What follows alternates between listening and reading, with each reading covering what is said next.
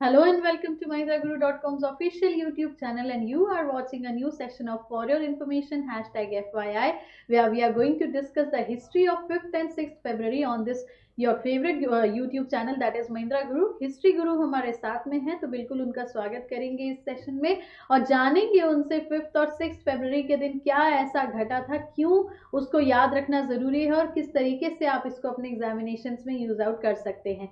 Session की शुरुआत करेंगे, पर उससे पहले बिल्कुल जानेंगे कि why it is important to know each and every event in 365 days in a normal year and 366 days in a leap year for candidates to go through each and every event so that they can go successful in their examinations।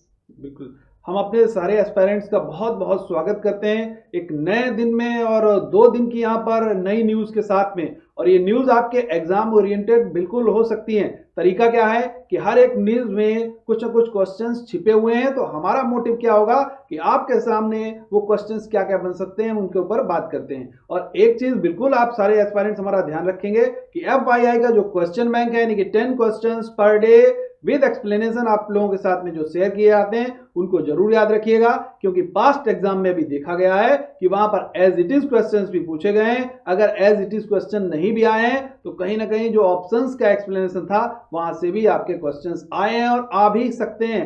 अगर आप ऐसा कोई exam दे रहे हैं जहां पर GS को as a subject रखा गया है, चाहे वो सीएचएस का एग्जाम हो, एसएससी सीजीएल का एग्जाम हो, इंटेलिजेंस ब्यूरो का एग्जाम हो, चाहे यूपीएससी का एग्जाम हो, चाहे other state public service commission का एग्जाम हो, या आप कोई भी ऐसा एग्जाम दे रहे हैं जहां पर आपका जीएस को एक सब्जेक्ट के फॉर्म में रखा गया है, तो बिल्कुल हमारे साथ जुड़े रहिए। और इस FYI प्रोग्राम का जो मेन मोटिव है वो मैक्स टू मैक्स क्वेश्चंस, यानी कि ज्यादा से ज्यादा हमारे लोगों का बिल्कुल मकसद रहता है कि ज्यादा से ज्यादा क्वेश्चंस आप लोगों तक पहुंचे। बिल्कुल, बढ़ते हैं इसी के साथ, करते हैं सेशन की शुरुआत और देखते हैं what is the first event. First event was held in 1958 was the year। 5th February was the date when Gamal Abdel Nasser was nominated to be the first president of the United Arab Republic। तो again a self defined event है, यहाँ पे हमारे पास नाम आया है एक निकल के, पर फिर भी आपसे जानेंगे why is it so important. जी बिल्कुल मैम, एक तो न्यूज यहीं से बन सकती है। देखिए दिन याद रखिए, 5 फरवरी दिन था और वर्ष था 1958 1958, जब जमाल अब्देल नसीर ये नॉमिनेट किए गए थे पहले राष्ट्रपति। कहाँ के? यूनाइटेड अरब रिपब्लिक के राष्ट्रपति वहां पर नॉमिनेट किए गए थे। अब ये तो एक अरब कंट्री की बात आई है, तो बिल्कुल यहाँ पर फर्स्ट प्रेसिडेंट की बात है, तो पूछा जा सकता है कि कौन नॉमिनेट किए गए थे, तो उनका नाम जरूर आप याद रखिए। लेकिन यहाँ पर देखिए एक और, अगर आपसे कभी यूएई के बारे में पूछा जाए, यूनाइटेड अरब अमीरात, उसकी कैपिटल क्या है, उसकी करेंसी क्या है, या जितने कंट्रीज हैं, चाहे वो जॉर्डन की बात हो, चाहे यूएई की बात हो, चाहे सऊदी अरेबिया की बात हो, देखिए तरीका यही है कि जियोग्राफी, देखिए ये तो आपका न्यूज है, ट्रेडिशनल न्यूज है, लेकिन इसको जियोग्राफी से टच करके क्वेश्चंस बनाए जा सकते हैं कि यूएई का बॉर्डर किस कंट्री के साथ में नहीं लगता है, या जॉर्डन का बॉर्डर किस कंट्री के साथ में नहीं लगता है। तो मोटिव हमारा यही है कि आप सारे लोग इस न्यूज के थ्रू मैप जरूर देख के जाएं। वहां पर अगर कोई भी यूनाइटेड अरब कंट्रीज है तो वहां पर उन कंट्रीज की लोकेशन जरूर आपको जियोग्राफिकल बॉर्डर्स के साथ में याद होनी चाहिए। बिल्कुल। Let's proceed to the next event, which held in the year 1959 and date was 6th February when Jack Kilby of Texas Instruments filed the first patent for an integrated circuit। So definitely अब आपसे जानेंगे कि ये event क्यों important है। जी बिल्कुल ma'am, बहुत important है और कई बार इससे क्वेश्चन पूछा भी गया है। यानी कि 6 फरवरी और वर्ष 1959 को जैक्स किल्बी साहब ने आईसी चिप, यानी कि सारे लोग जानते हैं कंप्यूटर में आईसी चिप का यूज किया जाता है जो कि सिलिकॉन के बने होते हैं, तो यहां से ये भी क्वेश्चन पूछा गया है। देखिए क्वेश्चन 2-3 यहां से बन सकते हैं आपके। पहला क्वेश्चन ये पूछा गया था कि आईसी चिप का किसने खोजा था, या आईसी चिप किसके द्वारा बनाया गया था, तो आपके प्रश्न का उत्तर होगा जैक्स किल्बी। दूसरा, कंप्यूटर में जो आईसी चिप यूज किए जाते हैं वो किसके बनाए जाते हैं, किस तत्व के बनाए जाते हैं, तो वहां पर आपका उत्तर होगा सिलिकॉन। तो इस तरीके के क्वेश्चन के लिए बिल्कुल तैयार रहेगा, क्योंकि जो जीएस का एक सेक्शन आता है साइंस एंड टेक्नोलॉजी, और ये सेक्शन आपका टेक्नोलॉजी का है। चाहे वो कंप्यूटर में अगर कोई भी चीज यूज की जाती है, देखिए मैं यहाँ पर बिल्कुल ब्रीफ में नाम लूंगा, WWW यानी कि वर्ल्ड वाइड वेब के भी फाउंडर पूछे जा चुके हैं, यानी कि टिम बर्नर्स ली। कई बार पूछा गया, यूपीएससी में भी पूछा गया है और एसएससी में तो इसी साल पूछा गया था। तो बिल्कुल इस तरीके के क्वेश्चन के लिए तैयार रहेगा। चाहे माउस, देखिएगा माउस, तो यहाँ के भी माउस के भी इनपुट डिवाइसेस कौन सी हैं, आउटपुट डिवाइसेस कौन सी हैं। तो इस तरीके से टेक्नोलॉजी के जो अपडेटेड क्वेश्चंस हैं उनको जरूर आप लोग पढ़ करके जाएं। बिल्कुल। Let's proceed to the next event which held in the year 1988. 6th February was the date when Washington National Airport was renamed Ronald Reagan National Airport. तो again a self defined event, पर बिल्कुल आपसे जानेंगे कि ये और important क्यों बन जाता है। जी बिल्कुल मैम, देखिए यहाँ पर एक न्यूज निकल के आई है कि 1988 को और दिन था 6 फरवरी का, जब वाशिंगटन नेशनल एयरपोर्ट का नाम, जो वहां पर एयरपोर्ट है, हवाई अड्डा है, उसका नाम वहां पर रोनाल्ड रीगन, जी बिल्कुल वहां पर राष्ट्रपति रहे हैं, तो उनके नाम पर रखा गया। तो ये आपसे बहुत महत्वपूर्ण प्रश्न बन सकता है कि रोनाल्ड रीगन एयरपोर्ट कहां पर स्थित है। अगर आपको नहीं पता होगा तो बिल्कुल इस न्यूज के माध्यम से पता चल जाएगा।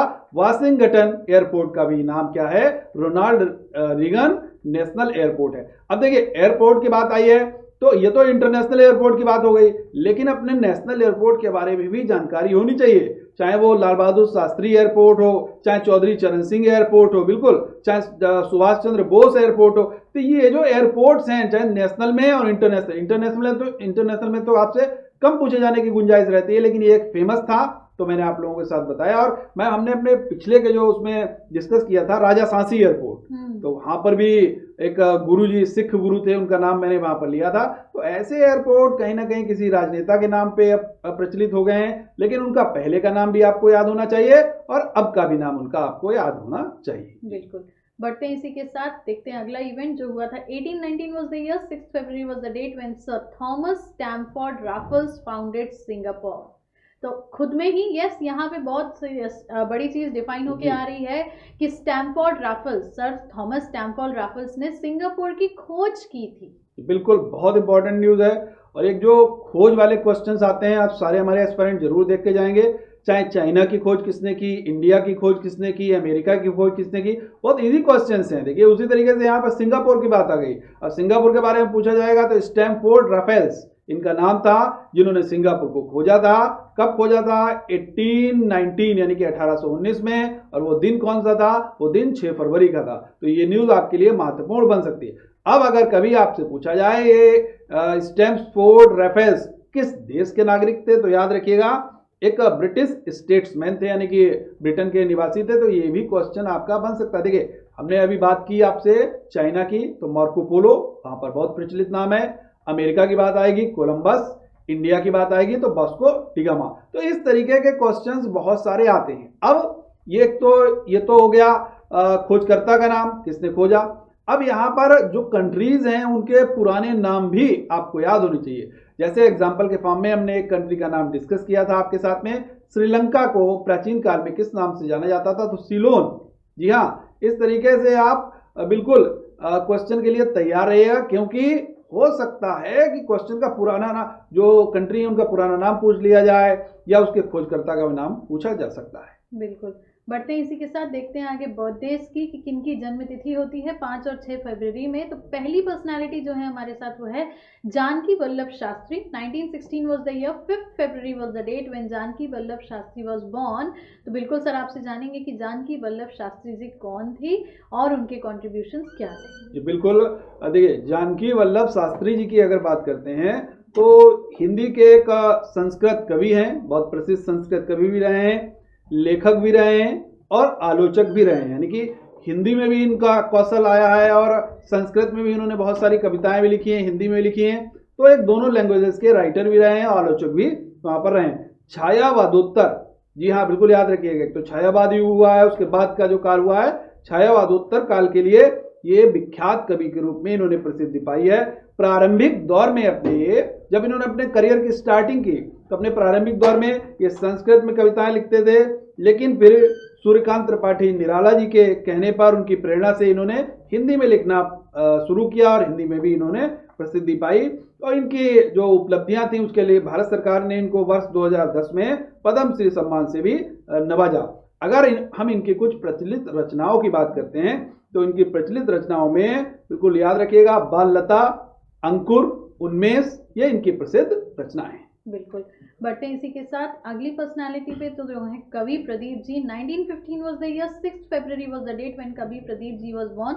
तो बिल्कुल आपसे जानेंगे कि इनके कॉन्ट्रीब्यूशंस क्या थे। मैम पहले भी इनके बारे में बात आई थी और हमने वहां पर डिस्कस किया था। तो देखिए कोशिश यही करी है कि वो जो हमने यहाँ पर तथ्य बताए थे पहले के बिफोर डेज में, तो वो भी आपके लिए इंपॉर्टेंट है, और आज भी कुछ ना कुछ उसमें ऐड ऑन किया जाएगा, कुछ नया बताया जाएगा, तो यहाँ से भी आपके लिए इंपॉर्टेंट क्वेश्चंस बन सकते हैं। तो बिल्कुल कवि प्रदीप साहब के बारे में बिल्कुल जान लेते हैं। भारतीय कवि और गीतकार के रूप में इन्होंने प्रसिद्धि पाई है, और एक देशभक्त ये गीत था, सारे लोग जानते हैं, ए मेरे वतन के लोगों जरा आंख में भर लो पानी, जो शहीद हुए उनकी जरा याद करो कुर्बानी। ये एक प्रसिद्ध गीत था। उसके रचनाकार, उसके रचयिता कौन थे? बिल्कुल जी हाँ, ये वही कवि प्रदीप साहब थे। और ये युद्ध ये जो इन्होंने गीत गाया था, ये किस युद्ध में जो सैनिक शहीद हुए थे उनको श्रद्धांजलि देने के लिए गाया गया था? तो याद रखिएगा 1962 के इंडिया चाइना वार में शहीद सैनिकों को श्रद्धांजलि देने में ये गीत लिखा गया था। अगर हम इनके कुछ और प्रसिद्ध गीतों की बात करते हैं तो याद रखिएगा, सूनी पड़ी रे सितार, ये इनका एक बहुत प्रसिद्ध गीत था। चल चल रे नौजवान, ये भी इनका एक प्रसिद्ध गीत था। तो यानी कि अपने ये प्रसिद्ध गीतों के लिए जाने गए। ये गीत जरूर याद रखिएगा, ए मेरे वतन के लोगों, इस गीत के लिए इन्होंने बहुत प्रसिद्धि पाई थी। बिल्कुल। Next, if we talk about, so we have Khan Abdul Ghaffar Khan. 1890 was the year, 6th February was the date when Khan Abdul Ghaffar Khan was born. तो बिल्कुल अगर सर यहाँ ये वही हैं जिनको फ्रंटियर गांधी की उपाधि बिल्कुल मैम, एकदम सही है ये। देखिए मैम ने पहले भी इनका बात आई है, मैम ने आप लोगों को बताया भी कि फ्रंटियर गांधी, सीमांत गांधी, कई सारे बच्चा गांधी के नाम से भी जाने जाते हैं। तो कई सारे नामों से जाने जाने वाले खान अब्दुल गफ्फार खान, तो याद रखिएगा क्या क्या क्वेश्चंस बन सकते हैं। बिल्कुल हम इनकी बात करते हैं। सीमा प्रांत और बलूचिस्तान के महान नेता के रूप में इन्होंने प्रसिद्धि पाई है। सीमांत गांधी, बच्चा खान, बादशाह खान, फ्रंटियर गांधी आदि के नाम से जाने जाते हैं। जितने नाम लिए बहुत इंपॉर्टेंट है, इनको जरूर याद रखिएगा। 1920 में इन्होंने एक ऑर्गेनाइजेशन की भी स्थापना की थी। उस ऑर्गेनाइजेशन का नाम था खुदाई खिदमतगार। याद रखिएगा कब स्थापना की थी? 1920 में। और किसकी स्थापना की थी? खुदाई खिदमतगार की स्थापना की थी। और इस खुदाई खिदमतगार को सुर्ख पोस्ट के नाम से भी जाना जाता है। बिल्कुल। Next, if we talk about the death events, किसकी ऑबिचुरी होती है, किसकी पुण्यतिथि होती है, तो first personality which we have that is 5 फरवरी 2014 के दिन इनका देहांत हुआ, ज्योतिका रॉय जी। तो बिल्कुल सर आपसे जानेंगे कि कौन थी? बिल्कुल, अगर मैम कुछ लोग भजन वगैरह सुनते हैं तो इनका नाम बिल्कुल लिया जाता है। कि सबसे पहले अगर आपसे पूछा जाए किस क्षेत्र से संबंधित हैं, तो बिल्कुल एक भजन गायिका के रूप में इन्होंने प्रसिद्धि पाई है। यानी कि भारतीय भजन गायिका के रूप में ज्योतिका राय जी प्रसिद्ध थी। और हिंदी सिनेमा यानी कि हिंदी गीत भी इन्होंने कुछ गाए हैं। सिनेमा की बात नहीं करें, कुछ गीतों के लिए इन्होंने प्रसिद्धि पाई है। लगभग 200 से ज्यादा हिंदी गीत लिखे हैं और 100 से अधिक बंगाली गानों में भी अपनी आवाज दी है। तो इन सारी उपलब्धियों के लिए भारत सरकार ने इनको 1972 में पद्मश्री सम्मान से भी नवाजा था। बिल्कुल। Next, if we talk about तो Jadunath Singh ji, 1948 was the year, 6th फरवरी was the date when he died. तो कौन थे? बिल्कुल, यदुनाथ सिंह की अगर बात करते हैं तो इनके नाम पर एक स्टेडियम भी है, यदुनाथ स्टेडियम। ये एक शहीद रहे हैं, बिल्कुल याद रखिएगा। अगर कभी आपसे पूछा जाए तो ये थे कौन यदुनाथ सिंह जी, तो बिल्कुल इनके बारे में बताएंगे। इंडियन आर्मी के एक सोल्जर थे, सिपाही थे। परमवीर चक्र से इनको सम्मानित किया गया था। मरणोपरांत इनको परमवीर चक्र से नवाजा गया था। और परमवीर चक्र इनको कब दिया गया था? वो भी यही डेट है, 1948 को इनको मरणोपरांत परमवीर चक्र से नवाजा गया था। बिल्कुल। Next, if we talk about Motilal Nehru ji, 1931 was the year, 6th फरवरी was the date when Motilal Nehru died. तो बिल्कुल अगेन आप ही से जानेंगे मोतीलाल नेहरू जी कौन थे और क्या थे इनके सामाजिक योगदान। जी बिल्कुल मैम, देखिए मोतीलाल नेहरू जी बहुत प्रसिद्ध और चर्चित पर्सनालिटी रहे हैं। क्योंकि अगर हमारे एस्पायरेंट ने कभी भी हिस्ट्री के बारे में कुछ पढ़ा है, सारे लोग बिल्कुल अगर जुड़े रहते होंगे तो जीएस में हिस्ट्री एक भी सेक्शन है, वहाँ पर एक नेहरू रिपोर्ट का नाम आता है। तो बिल्कुल याद रखिएगा 1928 में एक रिपोर्ट आई थी, नेहरू रिपोर्ट। उस नेहरू रिपोर्ट में जो चेयरमैन थे, किसकी अध्यक्षता में गठित की गई थी, उसमें कई सारे मेंबर्स थे। तो उसमें मोतीलाल नेहरू जी वहाँ पर उसको कहना चाहिए नेतृत्वकर्ता के रूप में और अध्यक्ष के रूप में वहाँ पर काम कर रहे थे।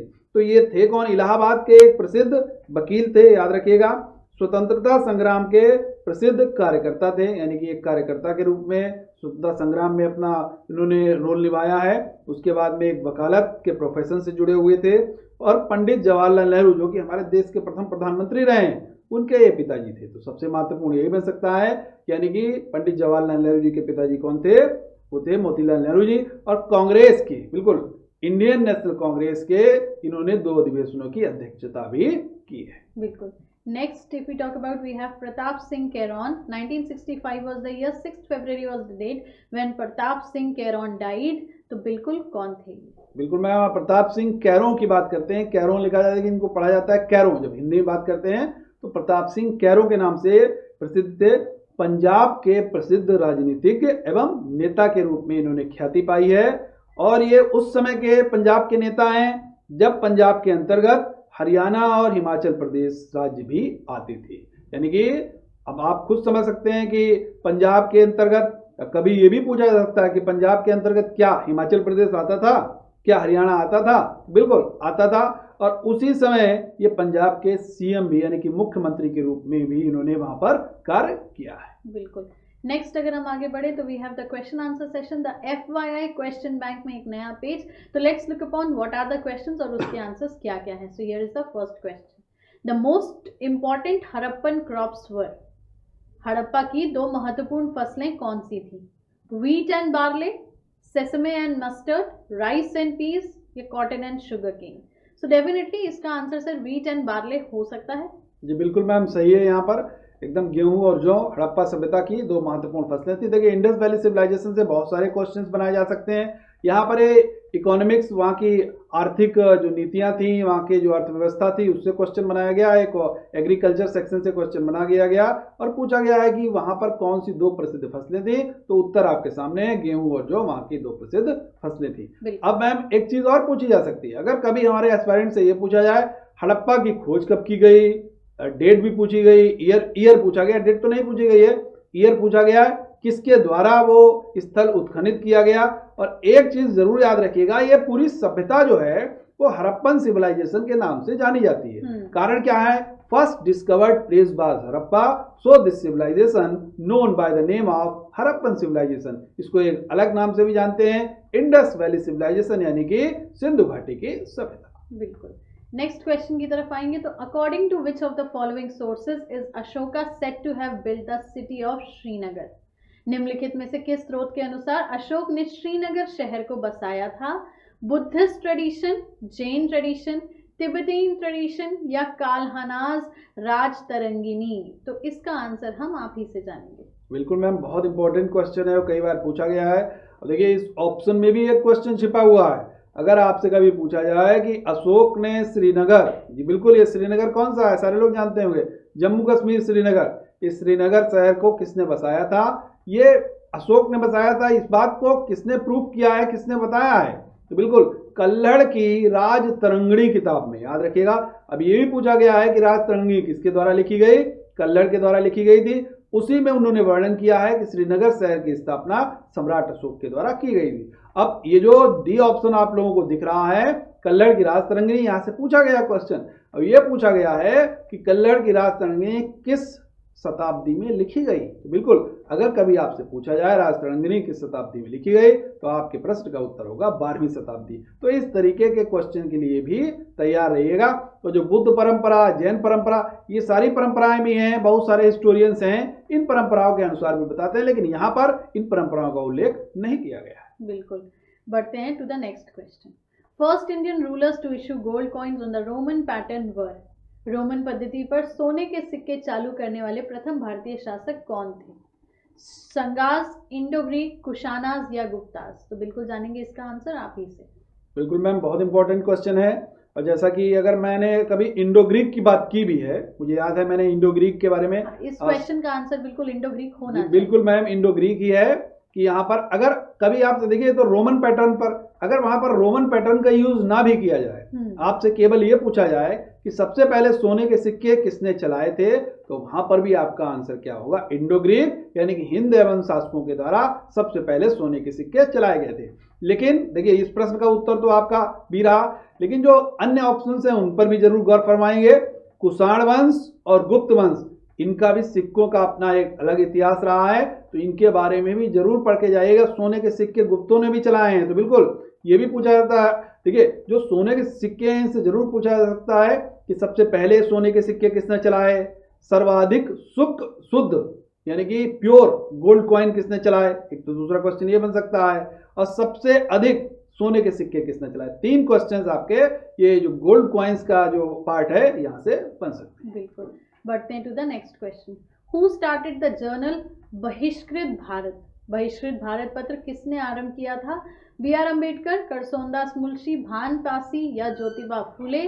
तो बिल्कुल जानेंगे इसका आंसर आप ही से।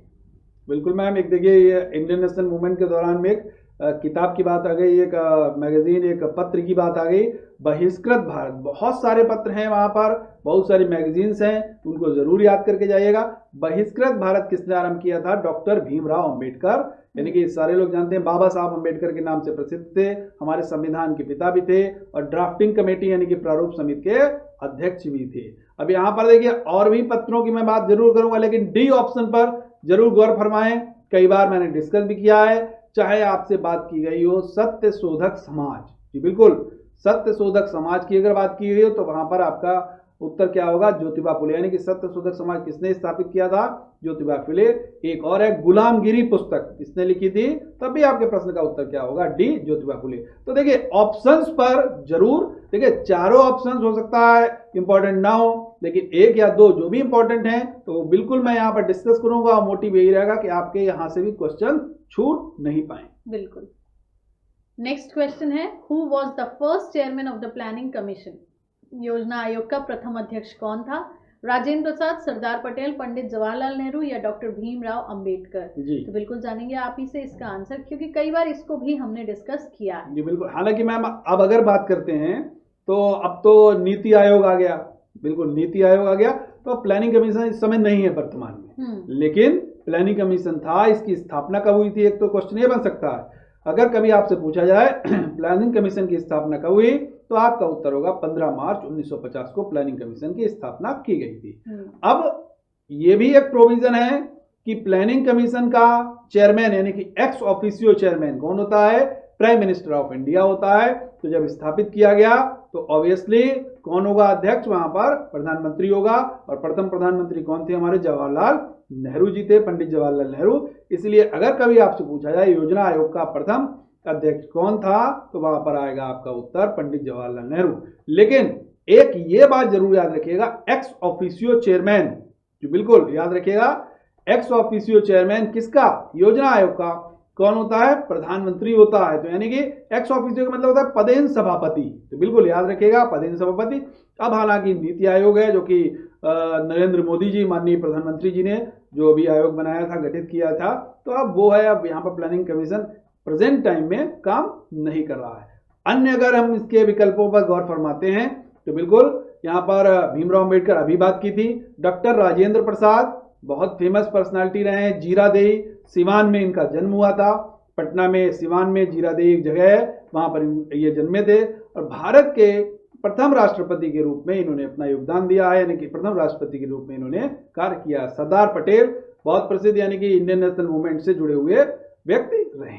बिल्कुल, बढ़ते हैं अगले क्वेश्चन पे। Which schedule gives 3 list of powers and subjects to be looked after by union and states? किस अनुसूची में शक्ति की 3 सूची दी गई है और संघ तथा राज्य के द्वारा इस विषय की देखभाल की जाती है? 6 शेड्यूल, 7 शेड्यूल, 9 शेड्यूल या 10 शेड्यूल? तो आंसर जानेंगे बिल्कुल आपसे। जी बिल्कुल मैम, इस प्रश्न का भी शेड्यूल्स को अगर मैंने डिस्कस किया है, भारतीय संविधान में जो 12 अनुसूचियां हैं, इनसे क्वेश्चंस आपके बनते ही बनते हैं, चाहे वो 5th शेड्यूल हो, चाहे 7th शेड्यूल हो, चाहे 8th शेड्यूल है, 9th शेड्यूल है, 11th शेड्यूल है, 12th शेड्यूल है। देखिए ये जो मैंने अभी शेड्यूल्स के नाम लिए हैं नंबर्स के, इनको जरूर याद रखिएगा, यहाँ से क्वेश्चन जरूर बनते हैं। अब यहाँ पर देखिए 7वीं अनुसूची के बारे में पूछ लिया गया कि भारतीय संविधान में जो सूची है उसमें संघ और राज्य के बीच में शक्तियों का विभाजन किया गया है, और उसमें सूचियां शामिल की गई हैं। 3 तरीके की सूची हैं, संघ सूची, राज्य सूची और समवर्ती सूची। ये तीनों सूचियों का प्रावधान भारतीय संविधान की 7वीं अनुसूची में किया गया है, तो इसीलिए इस प्रश्न का उत्तर क्या है? बी, 7वीं अनुसूची। बिल्कुल, बढ़ते हैं इसी के साथ अगले क्वेश्चन पे। If the speaker of the lower house wants to resign, he should send his resignation to। यदि निम्न सभा का स्पीकर त्याग पत्र देना चाहता है तो उसे अपना त्याग पत्र किसको भेजना होता है? Prime minister, president, deputy speaker या चीफ जस्टिस? तो आंसर जानेंगे बिल्कुल आप ही से। बिल्कुल मैम, बहुत इंपॉर्टेंट क्वेश्चंस है। और देखिए यहाँ पर प्राइम मिनिस्टर का भी नाम है, प्रेसिडेंट का भी नाम है, डिप्यूटी स्पीकर का भी नाम है और चीफ जस्टिस का भी नाम है। लेकिन यहाँ पर पूछा गया है लोकसभा स्पीकर। याद रखिएगा, निम्न सभा की बात की गई है, लोअर हाउस की बात की गई है। लोअर हाउस की मतलब लोकसभा। अगर लोकसभा का स्पीकर अपना रेजिग्नेशन देता है तो वो रेजिग्नेशन किसको देगा? तो यहाँ पर डिप्यूटी स्पीकर को देगा। याद रखिएगा, डिप्यूटी स्पीकर को देगा, डिप्यूटी स्पीकर को देगा। देखिए, एक अगर कभी आपसे पूछा जाए, प्रेसिडेंट वाइस प्रेसिडेंट को अपना रेजिग्नेशन देता है और वाइस प्रेसिडेंट अपना रेजिग्नेशन किसको देता है? प्रेसिडेंट को देता है। ठीक इसी तरीके से यहाँ पर है कि जो स्पीकर है वो किसको अपना देगा? डिप्यूटी स्पीकर को देगा। बिल्कुल, तो option number C is the right answer. बढ़ते हैं इसी के साथ अगले क्वेश्चन पे। The 42nd amendment added the words in preamble. प्रस्तावना में 42वें संशोधन द्वारा शब्द कौन से जोड़े गए थे? Democratic and Republic, democratic and secular, secular and socialist या सोशलिस्ट एंड रिपब्लिक? तो बिल्कुल जानेंगे आप ही से इसका सही आंसर। बिल्कुल मैम, यहाँ पर एक ट्रिक भी है, इसको याद करने का बहुत अच्छा तरीका भी है। 42 कॉन्स्टिट्यूशनल अमेंडमेंट से SPA, याद रखिएगा, SPA, समाजवादी, पंथ निरपेक्ष, अखंडता, ये जो 3 शब्द हैं ये जोड़े गए थे। तो इसलिए आपको इसके विकल्पों में जो दिख रहा है सी विकल्प, धर्मनिरपेक्ष और समाजवाद, ये जोड़े गए थे। जैसा कि अगर हम प्रस्तावना में पढ़ते हैं वहां पर, तो जो प्रेम्बल है कॉन्स्टिट्यूशन का, उसमें लिखा हुआ है हम भारत के लोग भारत को एक संपूर्ण प्रभुत्व संपन्न समाजवादी पंथ निरपेक्ष लोकतंत्रात्मक गणराज्य बनाने के लिए। तो ये पूरा स्टेटमेंट लिखा हुआ काफी लंबी है। सारे लोग अगर कोशिश करें, अगर प्रियम्बल याद हो जाती है तो प्रियम्बल से बहुत सारे क्वेश्चंस आते हैं। और प्रियम्बल में ये भी होता है अमेंडमेंट किया जा सकता है, नहीं किया जा सकता है। तो उसके थ्रू मैंने वहां पर आप लोगों के साथ डिस्कस किया था 1973 का एक केस था, केशवानंद भारती। जी हाँ, केशवानंद भारती का केस था, जिसमें ये डिसाइड किया गया था कि प्रियम्बल में अमेंडमेंट तो हो सकता है, लेकिन अमेंडमेंट अगर यदि होगा तो उसके जो इंफ्रास्ट्रक्चर है, जो मूलभूत ढांचा है, उसमें कोई बदलाव नहीं होगा। तो ये केशवानंद भारती ने वहां पर ये डिसाइड किया था। बिल्कुल, बढ़ते हैं इसी के साथ अगले क्वेश्चन में। Waterfall of Tugela is situated in which country? Tugela जलप्रपात किस देश में स्थित है?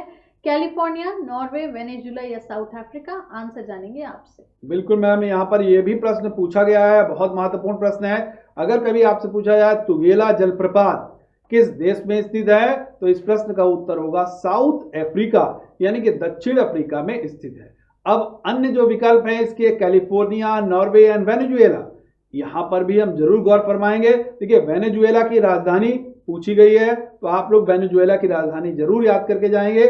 नॉर्वे, देखिए कुछ कंट्रीज हैं, नॉर्वे, डेनमार्क, स्वीडन, आइसलैंड। देखिए कुछ कंट्रीज का कॉन्सेप्ट है, चाहे वो स्कैंडिनेवियाई कंट्रीज हो, चाहे बाल्टिक कंट्रीज हो, इनके नाम जरूर आप पढ़ के जाएं कि कौन कौन से स्कैंडिनेवियाई कंट्रीज थे, कौन कौन से बाल्टिक कंट्रीज थे, क्योंकि हो सकता है यहां से आपसे क्वेश्चन पूछ लिया जाए। जी बिल्कुल, बढ़ते हैं इसी के साथ आज के आखिरी क्वेश्चन की तरफ।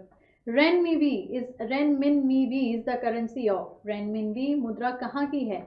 साइबेरिया, रशिया, जायरे या चाइना? तो कहीं ना कहीं कैंडिडेट्स इस क्वेश्चन से बहुत वाकिफ होंगे, क्योंकि कहीं ना कहीं ये बैंकिंग एस्पायरेंट्स को भी जोड़ता है। जी बिल्कुल मैम, और BCA से अगर हमारे एस्पायरेंट जुड़ते होंगे तो कैपिटल करेंसी की वहां पर बात बिल्कुल डिस्कस की जाती है। अगर किसी कंट्री का नाम आएगा तो कैपिटल करेंसी का नाम जरूर लिया जाएगा। देखिए बहुत सारे हमारे एस्पायरेंट ये जानते हैं कि युआन, जी बिल्कुल, युआन करेंसी है चाइना की। लेकिन याद रखिएगा, अब पेपर सेटर्स हैं, कोई भी कमीशन है, IBPS भी पूछता है या SSC भी पूछता है या कोई भी पब्लिक सर्विस कमीशन क्वेश्चन पूछता है, तो वहां पर युआन का ऑप्शन ही नहीं देते हैं। आंसर ऑप्शन क्या देते हैं? रेनमिनबी। तो याद रखिएगा, रेनमिनबी किस देश की मुद्रा है? चीन की मुद्रा है। एक्चुअली कंसेप्ट यहाँ पे ये है थोड़ा सा करेंसी का कि renminbi is the currency of China, लेकिन जब ग्लोबली पूछा जाता है, द वर्ड इज अटैच्ड कि what is the global currency of China, तब आंसर इनका जी बिल्कुल मैम, ऐसा ही है, बहुत डिफरेंस नहीं है युआन और रेनमिनबी में। कुछ पोर्शन में जो मैक्सिमम पोर्शन, जैसा कि आपने कहा ग्लोबलाइज्ड एक करेंसी है, बिल्कुल, अगर उसको ग्लोबल प्लेटफॉर्म पर रखेंगे तो वहां पर युआन की बात की जाएगी। लेकिन अगर चाइना के रेफरेंस में बात करते हैं तो वहां पर युआन और रेनमिनबी दोनों की बात की जाती है। तो ये एग्जामिनर के ऊपर, जो पेपर सेटर है उसके ऊपर डिपेंड है कि वो युआन ऑप्शन में दे या रेनमिनबी ऑप्शन में दे, लेकिन आपको दोनों ऑप्शंस के लिए तैयार रहना है। बिल्कुल, बढ़ते इसी के साथ करते हैं सेशन को खत्म. Do not forget to click on the like button before getting offline. Keep on commenting, telling us your requirements so that we can work upon. And yes, if you haven't subscribed the channel yet, do subscribe it for more and more videos. Mahindra Guru channel पे फिर मुलाकात होगी for your information #FYI के नए session में. तब तक के लिए खुश रहिए, ख्याल रखिए, पढ़ते रहिए और भूलिएगा मत, आपकी सफलता में ही हमारी सफलता है. Thank Thank you you. So much.